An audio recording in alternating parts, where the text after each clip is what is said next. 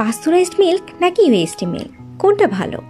বাজারে দুধ কিনতে গিয়ে এমন দ্বিধায় পড়ে যান অনেকেই। চলুন জেনে নিই কোনটা কেমন।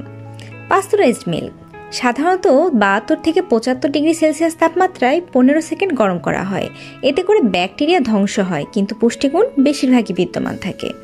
এর স্বাদ থাকে অনেকটা কাঁচা দুধের মতো, যা কিনা 2 থেকে 5 দিন পর্যন্ত ফ্রিজে রাখা যায়, তবে প্যাকেট খোলার পর দ্রুত খেয়ে ফেলতে হয়। অন্যদিকে ইউএসটি মিল্ক, যা কিনা 135 থেকে 150 ডিগ্রি সেলসিয়াস তাপমাত্রায় কয়েক সেকেন্ড ট্রিটমেন্ট করা হয়। এটি 6 মাস পর্যন্ত সংরক্ষণযোগ্য, তবে প্যাকেট খোলার পর 2 থেকে 3 দিনের মধ্যে শেষ করতে হয়। কিছুটা পুষ্টিগুণ, বিশেষ করে হিট সেন্সিটিভ ভিটামিন কমে যেতে পারে এবং স্বাদও কিছুটা কুকড বা প্রসেসড মনে হয়। এখন ভাবছেন কোনটা খাবেন? পাস্তুরাইজড ও ইউএসটি উভয় ধরনের মিল্কই স্বাস্থ্যকর ও নিরাপদ।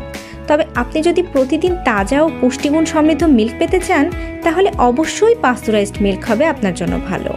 আর যদি আপনি ঘন ঘন বাজারে যেতে না চান বা দীর্ঘ সময় সংরক্ষণের প্রয়োজন হয়, সেক্ষেত্রে ইউএসটি মিল্ক বেশি সুবিধাজনক। স্মার্ট চয়েস হচ্ছে আপনার প্রয়োজন ও জীবনযাপনের ধরন অনুযায়ী সঠিকটি বেছে নেওয়া। আর এমন সহজ ও বিজ্ঞানভিত্তিক তথ্য পেতে ফুড অ্যান্ড নিউট্রিশন ফ্যাক্টসের সাথেই থাকুন। ধন্যবাদ।